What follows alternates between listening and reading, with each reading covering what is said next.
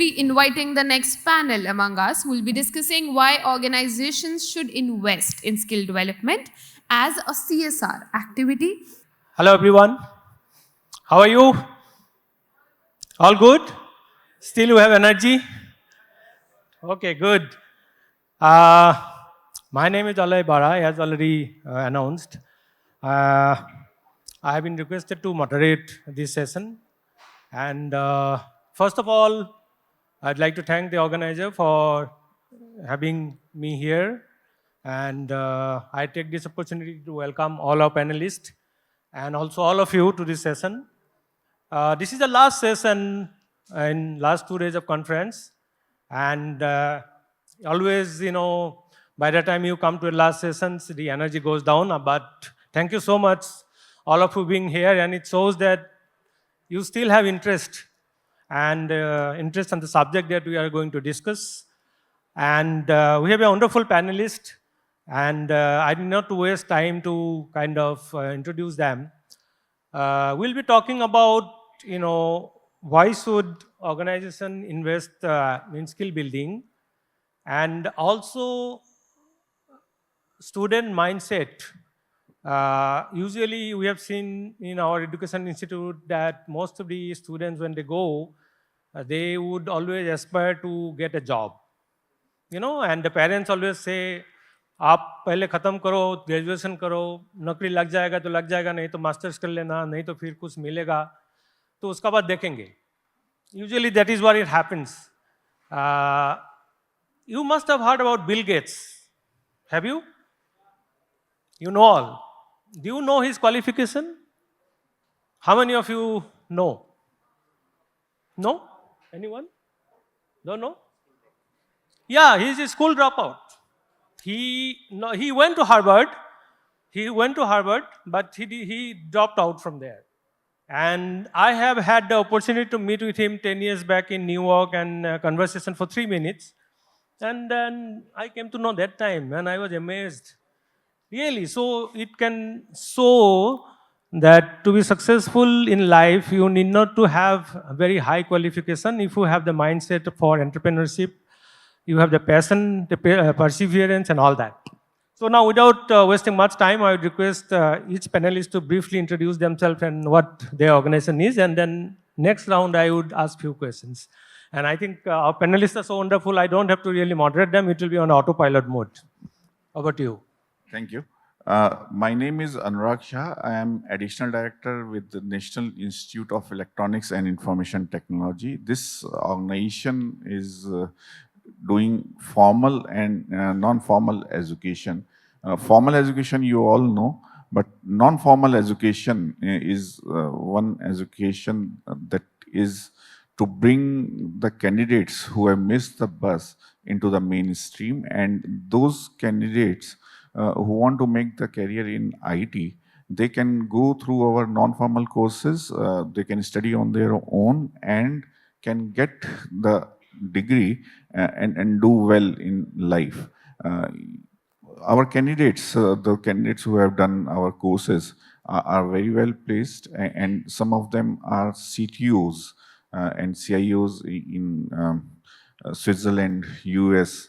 So it's not necessary that you go through the formal education. If you have the mindset, just rightly said by my fellow panelists, that if you have the right mindset, you can do. And that opportunity is provided by National Institute of Electronics and Information Technology. And right now, recently we have been recognized by the government.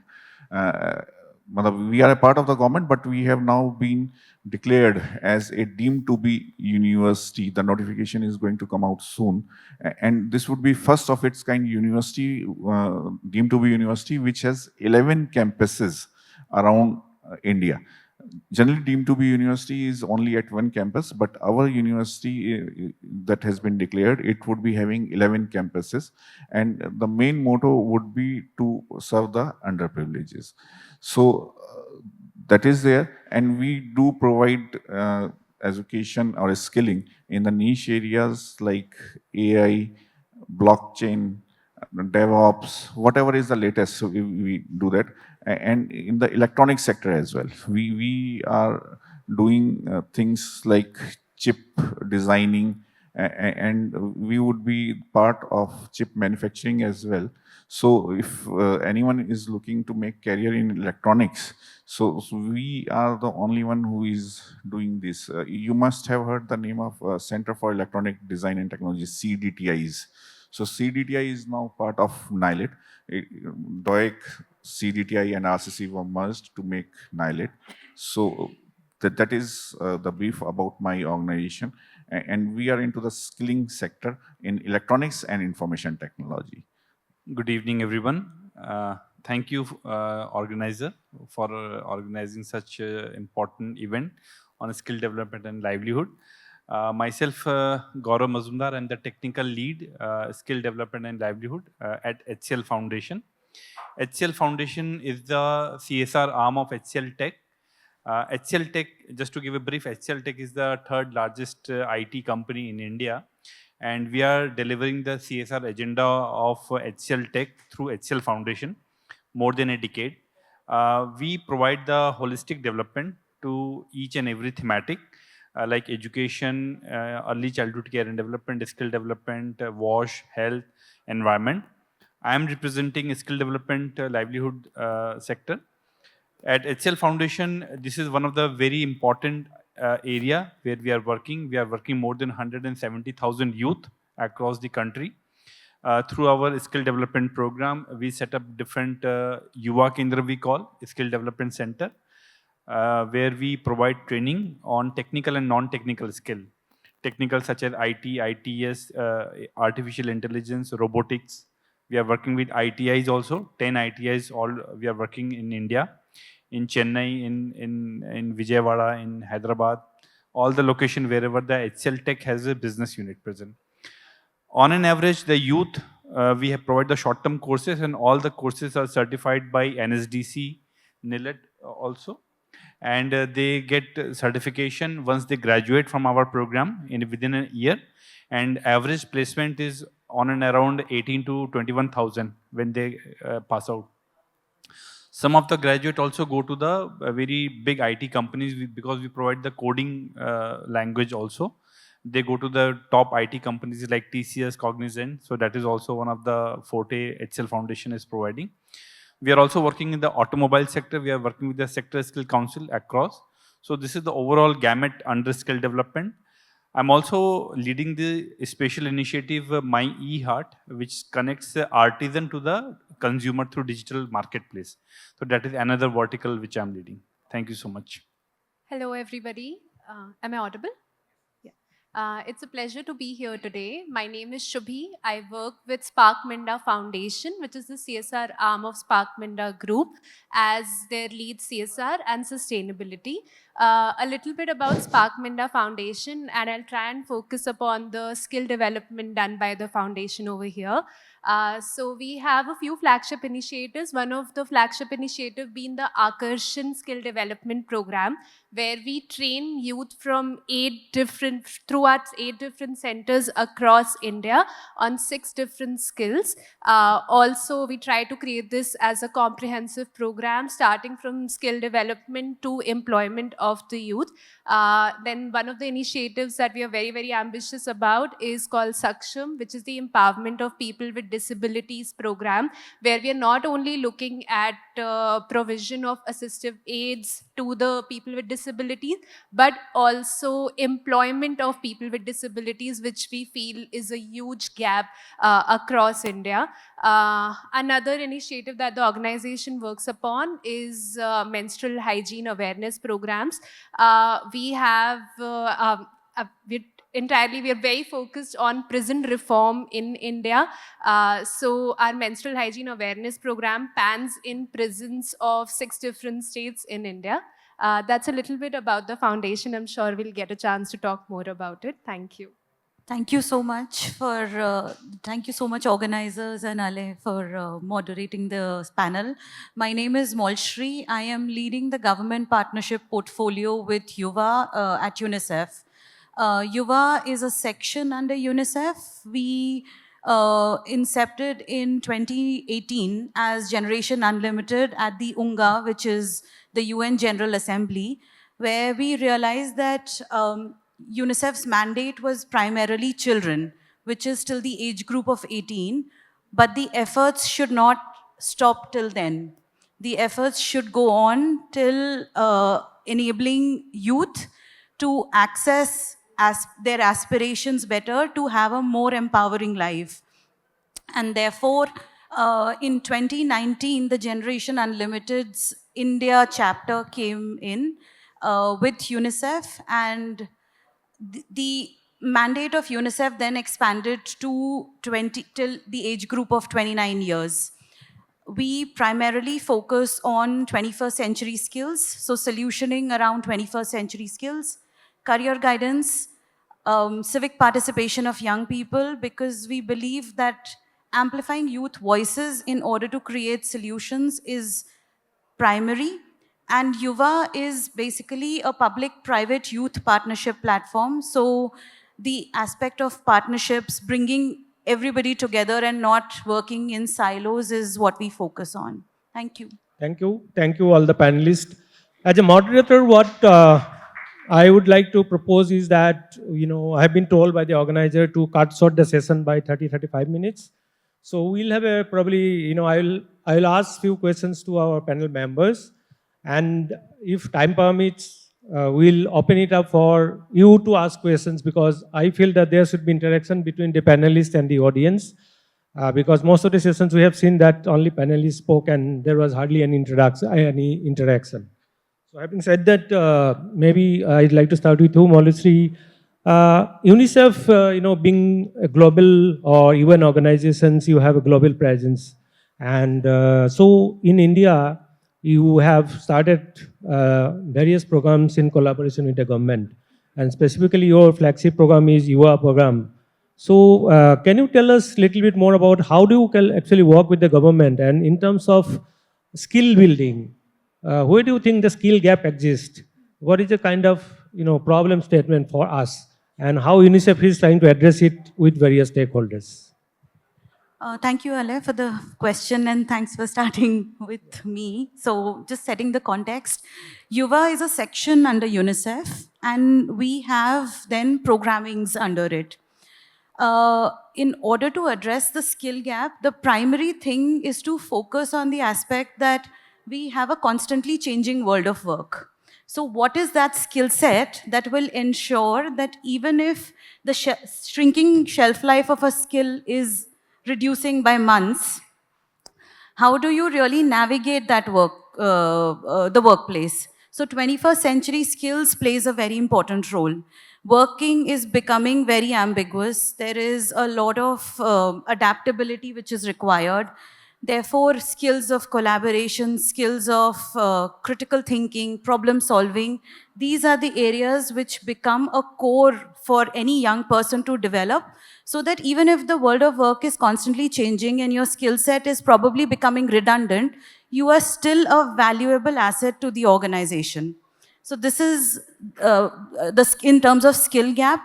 The other thing that we also have to focus on, that when we talk about employability skills and 21st century skills, it's not just about giving a skill to a young person. It has to be an ecosystem approach, whether we are constantly building the 21st century skills. So in terms of occupation-specific skills, it is mostly 200 hours to 600 hours of courses, but our 21st century skills are relatively shorter, and we don't focus on them so much. And therefore, we've created programs like Passport to Earning, which is a platform by Microsoft.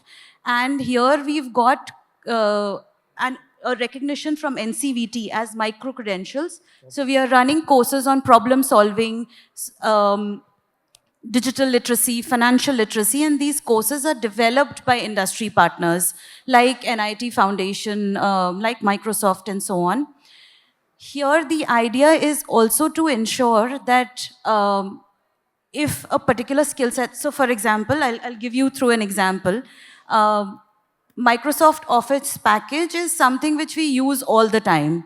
But with artificial intelligence and machine learning coming in picture, how do you develop your skill sets which acts as an add-on to the existing skills that you have? So those are the kind of things that we are working on.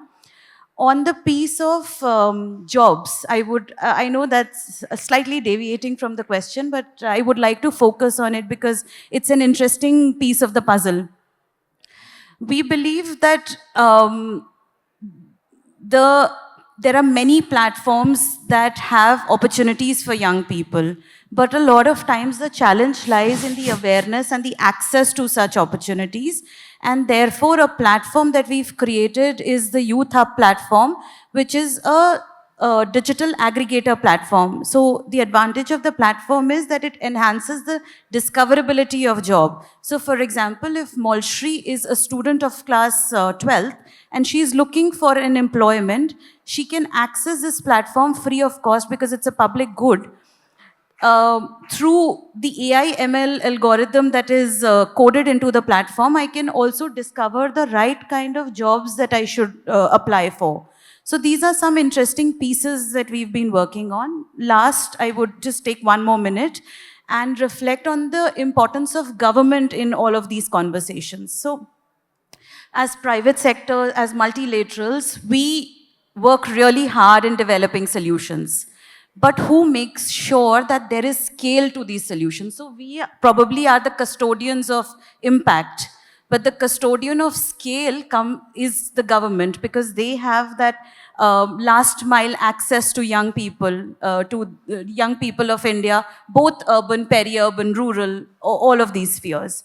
So they help us bring in the scale so that more and more solutions that we are developing as a group is taken to the young people, and they actually reap the benefits out of it. So thank you so much. Thank you.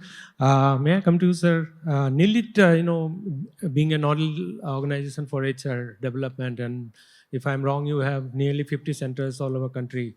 So how do you actually, customize those training modules specifically for rural areas, on areas where many youth or students do not have access to information technology? So how do you actually reach out to them? Okay, this is a very important question. India resides in the rural area only. So how do we reach out to the rural area? We have our training centers. If you see 52 centers that NILIT have, so 90% of them are in tier 2 and tier 3 cities only. Those are not in the main cities, like we have center in Gorakhpur. We have also center in Lucknow, but main center is in Gorakhpur. Like in south, we have center in Calicut, not Trivandrum. In northeast, we have, in each and every state we have a center. We have a center in Jammu Kashmir, Srinagar, Jammu, and then we have center in Kargil, Leh, Ladakh. So these are the centers where we are reaching out. Besides that, we have also set up a virtual academy through which we are offering the courses. So anyone can go and register in those courses and can take the benefit of those courses. So that is available throughout India, and the candidates are joining and really enjoying those courses and coming into the mainstream. So once these candidates get to know what their interest is, and then they come to our main centers and then they do all the courses.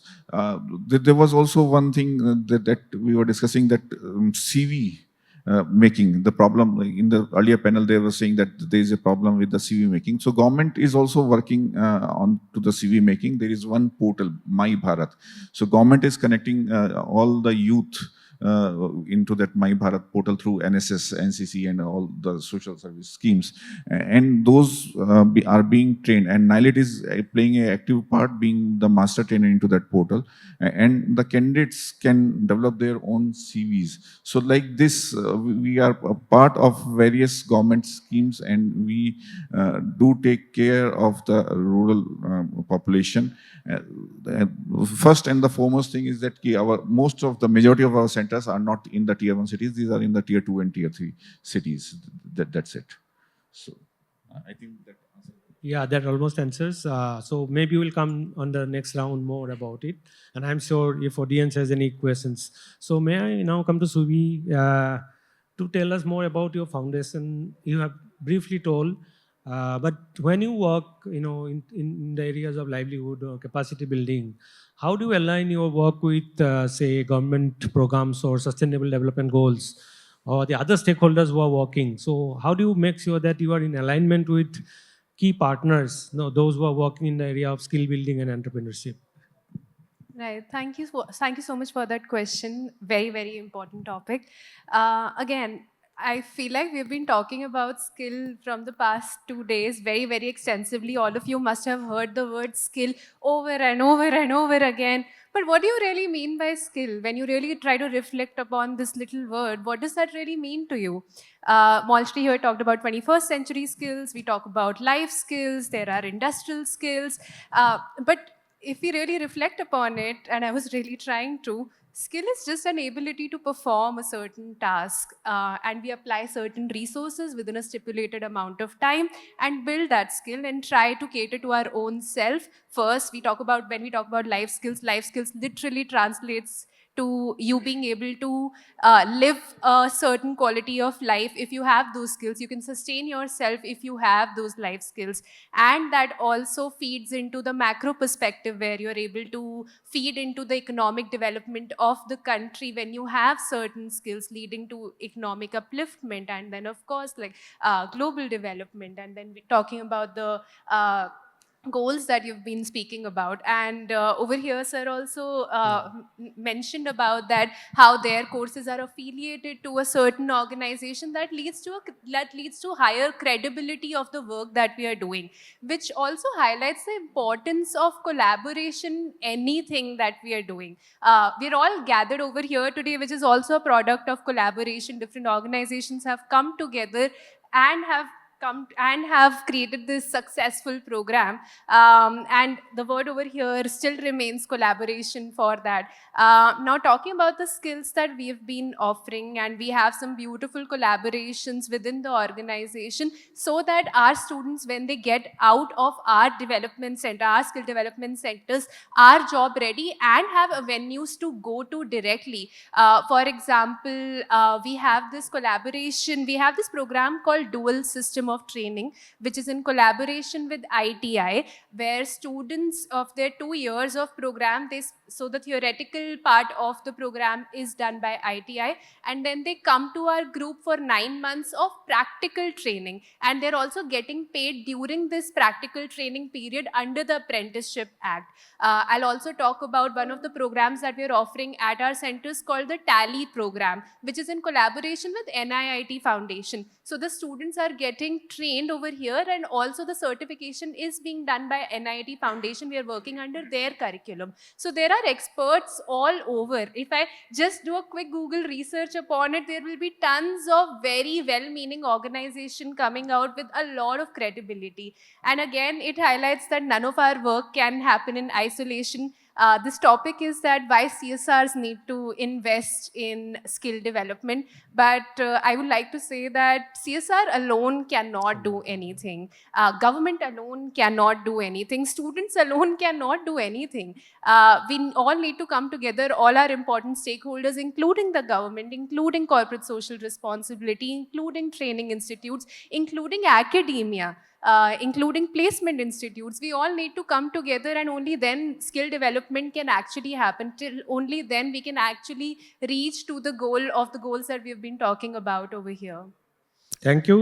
Subi, as you rightly said, that I think all the stakeholders need to come together, and unless we come and build a partnership, skill building and entrepreneurship development is a very complex issues given the diversity and the nature of socioeconomic condition in our country.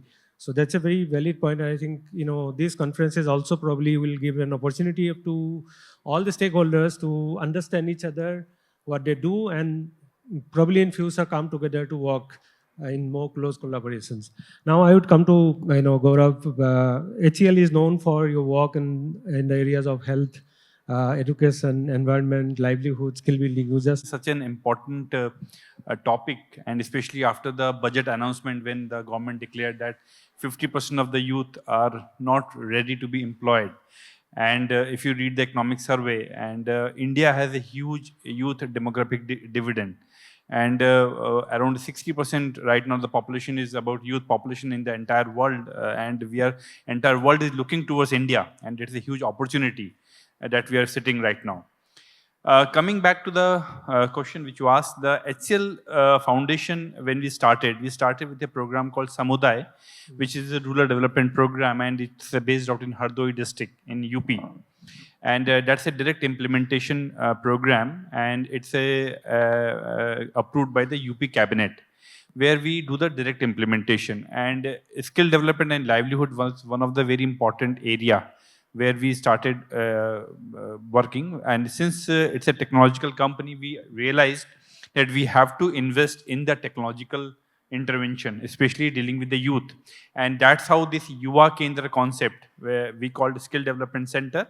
In nomenclature, we called Yuva Kendra, which is established around 70 plus Yuva Kendra across the country. We provide those technical courses which are market ready actually. So our area actually is very, very clear that we wanted to do the skilling, reskilling and upskilling. Those skills which are not anymore relevant in today's time. For example, if I give an example of MS Office, MS Office is not very relevant skill anymore. It's a very basic skill. Similarly, Tally, we introduced the Tally Prime in our Yuva Kendra, so that they can be very much advanced with the courses curriculum.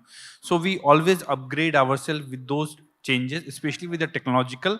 That's why we have collaborated with the ITIs, because right now the focus is the vertical mobility in the career domain. And if I just give an example, you mentioned the impact story. Right now, the youth is very much deviated through the gig economy, the informal economy, especially with the food delivery and other things which are very much attractive for them to get a quick job. While they are not able to understand, it won't give a vertical mobility in their career after 5 years or after 7 years in their job.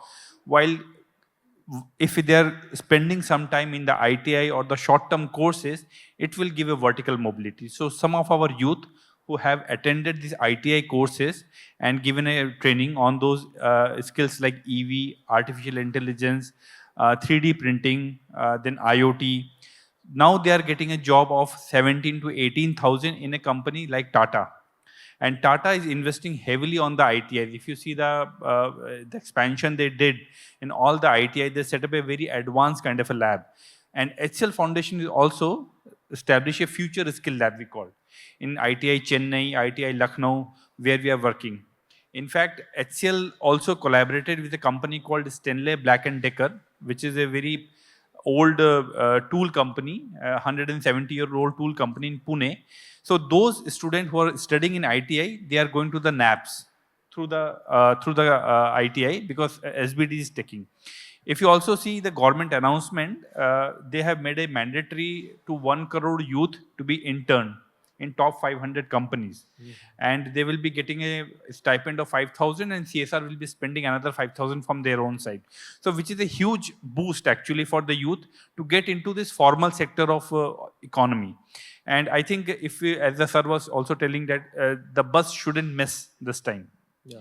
Because this is an important opportunity, as a ma'am was also saying, it's everyone's joint effort, not only the CSR, government, youth also has to understand the importance of this time. And if they do not invest right now, it will be very difficult to get back this time in that time. Yeah. Thank you. So just pause here for a moment, and whatever our panelists said, do you have any questions or comment to make before we go to the next level? Please stand up, or if you have any question or comment to make. Anyone? No? That's all good. Everybody is very clear. So, so then again, start with you, sir. Given that you are already working and trying to kind of scale up the work, and our topic is also that whether the impact investment companies or CSR, whoever is making investment, Do you think that is good enough for now for skill building? Specifically, I would say in the academic institutions where, students are, more geared up for getting job kind of a thing. But when they think about entrepreneurship, do you think the investment made by the companies or CSRs is going in the right direction, or do you think there has to be more effort in this direction? So, what I feel there is a requirement of more effort or more collaborative effort, rather. That just giving fund is not serving the purpose. What is required is what need to be taught, what is the requirement of the industry that needs to be told to the institutions. And those persons who are coming out should be job ready with the practical experience. Like we have collaborated with Intel. Intel has done the CSR activity with us. They have established a India AI data lab that is first of its kind lab with the advanced GPUs and all.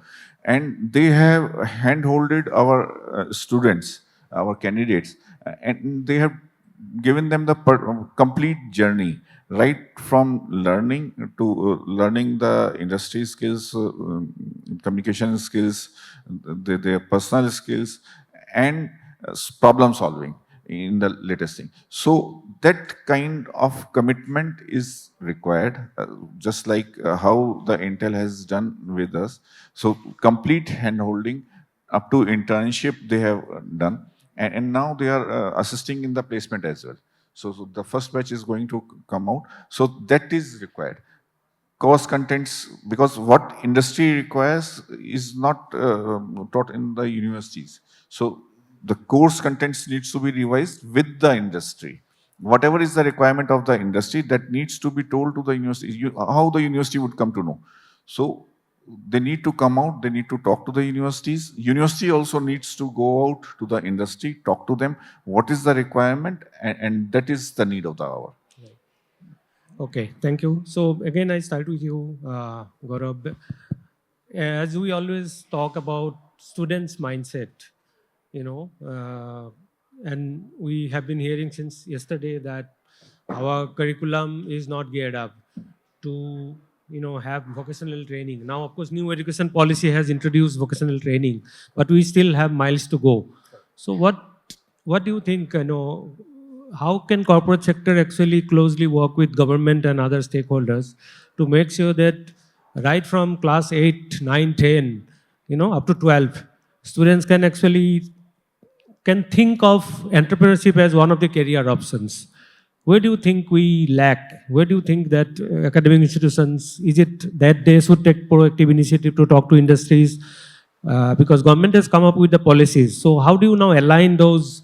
How do you bring the stakeholders together so that there is some action which can be seen and students also look at entrepreneurship as one of the career options? Definitely.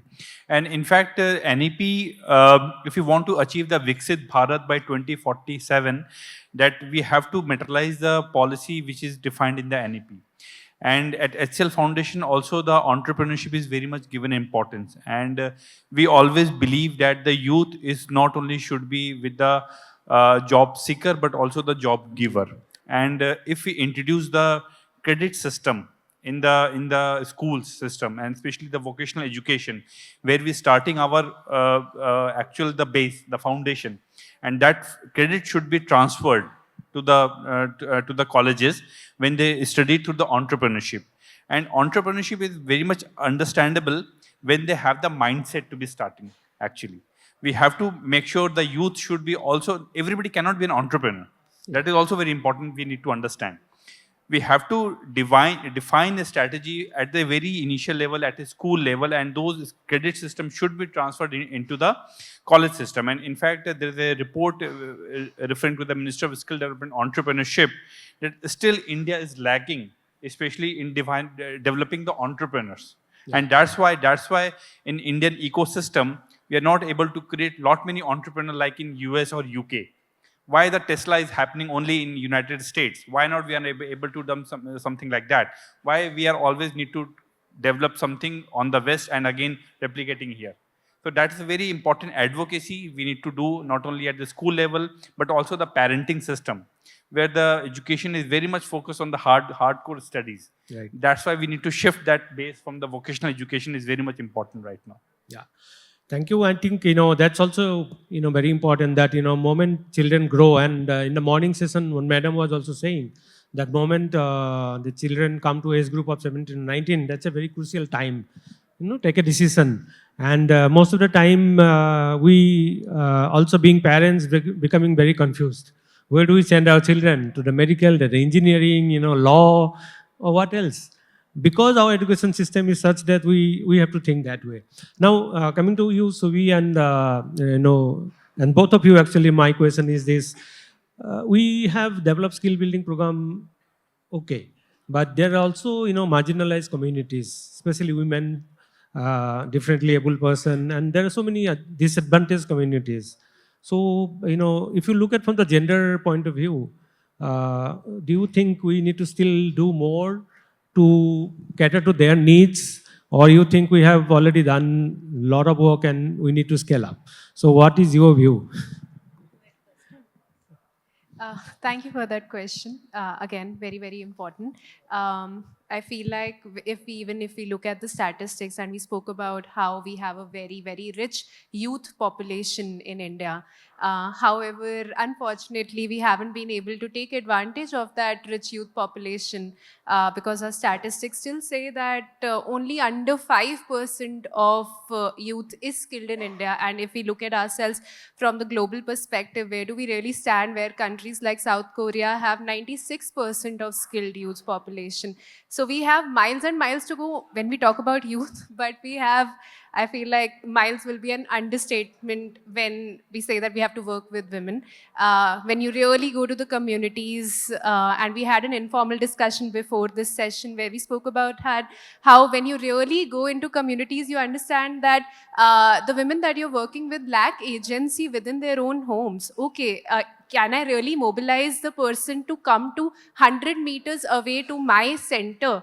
That 100-meter distance is also miles for that woman to just come out of her home. And not only because, oh, okay, I can't do this, but also because there are thousands of responsibilities at home which only the woman has to take care of, for them to then get over the guilt that, oh, I'm taking out 2 hours for myself learning this skill, and then I'll also employ myself.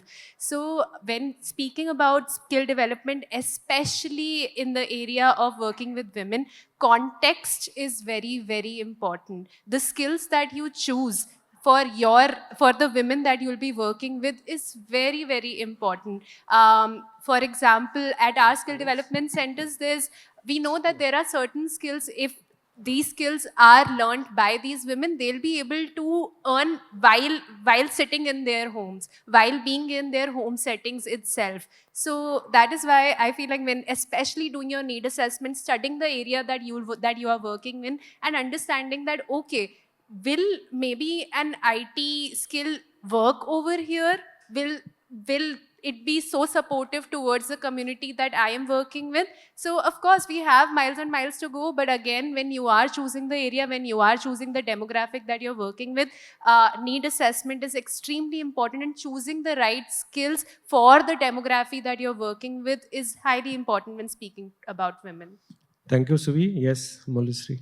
So I do feel that we've just started working on the pieces of engaging the most marginalized into our programming with enhancing impact and taking solutions to them.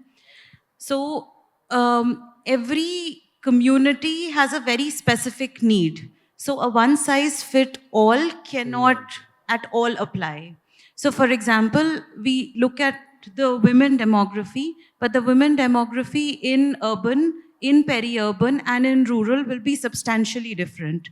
So like Surbhi said, a rural woman, in order to enhance her financial independence and then agency, it is important for her to at least earn some money. And how does she do that when the local economy is not there? So the best way could be a remote opportunity or a gig opportunity, so to say.